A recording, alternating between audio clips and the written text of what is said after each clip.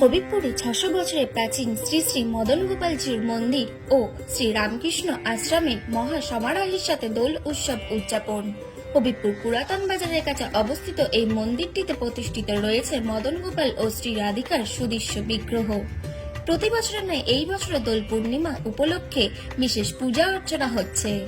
দোলের আগের দিন বুড়ির ঘর পোড়ানো ও বিশেষ পূজা অর্চনা থেকে শুরু করে অর্থাৎ ৩ দিন ধরে কীর্তন সহ আরো বিভিন্ন অনুষ্ঠানের পাশাপাশি শেষের দিন মহোৎসব হয় ও ৫,০০০-এর অধিক মানুষকে খিচুড়ি প্রসাদ খাওয়ানো হয় এবং মদন গোপাল মন্দিরের পার্শ্ববর্তী একটি মাঠে দোল পূর্ণিমা উপলক্ষে একটি মেলা বসে। নৃত্য সঙ্গীত পরিবেশন করা হয় ও বিভিন্ন অনুষ্ঠানের মধ্যে দিয়ে সমগ্র হবিবপুরের বাসিন্দারা তাদের প্রাণের দেবতা মদন গোপালের উদ্দেশ্যে পূজা অর্চনার আয়োজন করেন। মহাসমারোহে পালিত হয় দোল উৎসব এবং এর পাশাপাশি একটা মেলাও বসে দোল উৎসবকে কেন্দ্র করে। মদন গোপালের প্রাচীন মন্দিরটি জীর্ণ হয়ে পড়ায় বর্তমানে পাশে আরেকটি নতুন মন্দির নির্মিত হয়েছে। সেখানে বেশ কয়েক বছর পুজো অর্চনা করা হচ্ছে। পাশাপাশি তারা জানাচ্ছে যে হবিবপুরে ইস্কন প্রতিষ্ঠিত মন্দিরে বহু দর্শনার্থীদের সমাগম হলেও খুব সামান্য অংশেই ভক্তরা ৬০০ বছরের প্রাচীন মদন গোপাল মন্দিরের দর্শনে আসেন। এই প্রধান কারণ প্রচারের অভাব এবং পাশাপাশি তারা জানাচ্ছে সবার উচিত এই ধরনের ইতিহাস বিজড়িত সুপ্রাচীন মন্দিরগুলি দর্শন করে এবং এদের সংরক্ষণের উদ্যোগ নেওয়ার জন্যই। চলুন এই বিষয়ে মন্দির কমিটির সদস্যরা আমাদের নিউজের ক্যামেরার সামনে বিস্তারিত কি জানাচ্ছে আমরা শুনে নেব। হবিবপুর থেকে শুভঙ্কর পালের রিপোর্ট, এইচআর নিউজ ২৪। মন্দিরটা অ্যাকচুয়ালি ৬০০ বছরের পুরনো মন্দির এবং এই মন্দিরটা ঘিরে অনেক ইতিহাস প্রচলিত আছে। তার মধ্যে যেমন এটা হচ্ছে জমিদারদের, অ্যাকচুয়ালি চাঁদ রায়, কেদার রায় যে জমিদার ছিলেন তাদের এই মন্দিরটা অ্যাকচুয়ালি ছিল। পরবর্তীকালে দেখা যায় এই মন্দিরটা নিয়ে একটা কেস হয়, মানে জমিদারদের সঙ্গে এখানকার যারা ব্রাহ্মণ পরিবার ছিল তাদের মধ্যে কেস হয়। হলে পরে সেই কেসে এবার প্রধান পুরোহিতের সাক্ষী দেওয়ার কথা ছিল। এবার পুরোহিত মশাই অসুস্থ হয়ে যায়, তিনি যেতে পারেন না, কিন্তু মদন গোপাল পুরোহিতের বেশ ধরে গিয়ে জজ কোর্টে গিয়ে তিনি সাক্ষী দিয়েছিলেন। দিয়ে পরবর্তীতে যখন পুরোহিত জানতে পারে, কেসে জিতে যায় মদন গোপাল, তখন পুরোহিত জানতে পারে বলে আমি তো সাক্ষী দিতে যাইনি।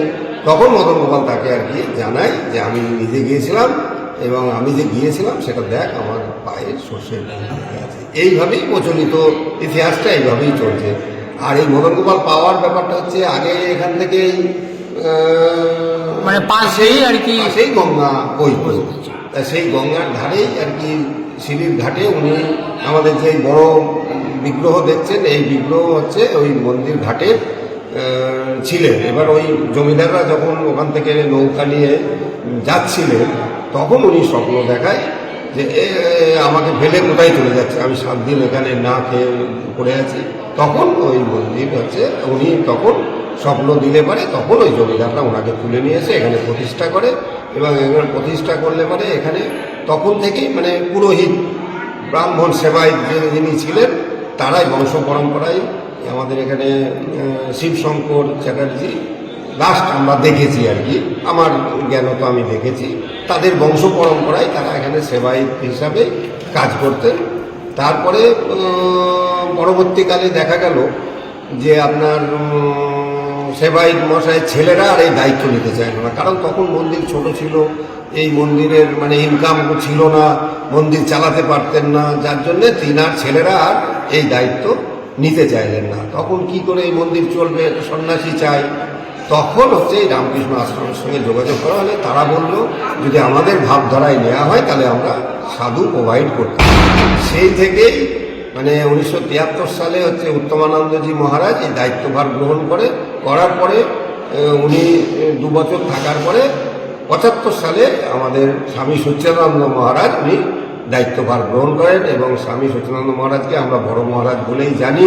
এবং তিনারই একটা স্বপ্ন ছিল যে আমাদের এই বড় মন্দির 5 চূড়ার একটা মন্দির হবে, সেই হিসাবেই এই মন্দির উনি দেখে যেতে পারেননি, কিন্তু ওনার স্বপ্ন পরবর্তীকালে ধীরানন্দ মহারাজ ছিলেন, তিনি খুব করে এই মন্দিরটাকে সফল করেছেন উনি, কিন্তু তিনিও আর কি মন্দিরটাকে উদ্বোধন করে যেতে পারেননি। এই উদ্বোধন হওয়ার 10 দিন আগে উনি দেহত্যাগ করেন। তারপর এখন স্বামী ভজনানন্দ উনি এখন এই মন্দিরটাকে আগে নিয়ে চলেছেন এবং পরবর্তীতে আরও যাতে আরও হয় সেইটা এখন উনি দেখছেন।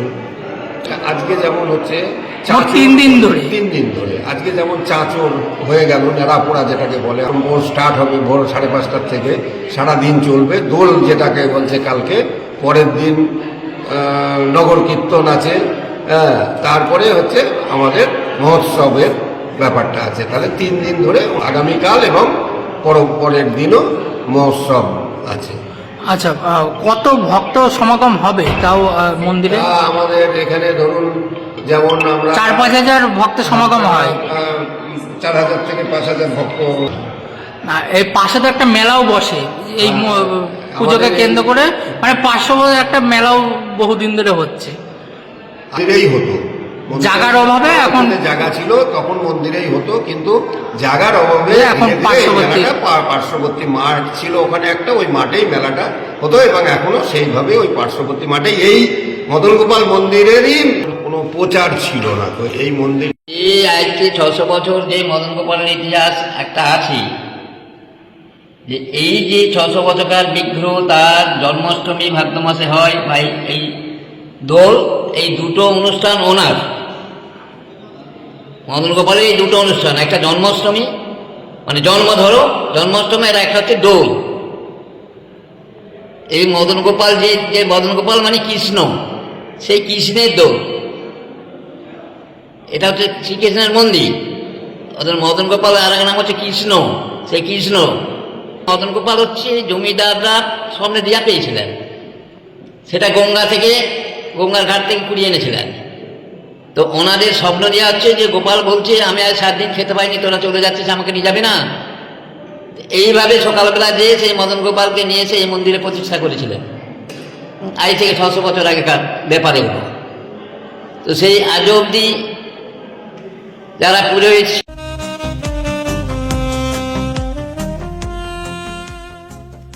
সর্বস্তরের ক্রেতা বন্ধুদের শুভ কামনায় বাবা লোকনাথ বাইক পয়েন্ট। আমাদের এখানে যে কোনো কোম্পানির বাইক ক্রয় এবং বিক্রয় করা হয়। অবশ্যই মনে রাখবেন ফাইন্যান্সের সুব্যবস্থা আছে। প্রোপাইটার দিবাকর দেবনাথ ওরফে বাপি। Mobile number 9002195367। আমাদের ঠিকানা 12 নম্বর জাতীয় সড়ক, শান্তিপুর বাইপাস, পাওয়ার হাউসের নিকট, শান্তিপুর, নদিয়া।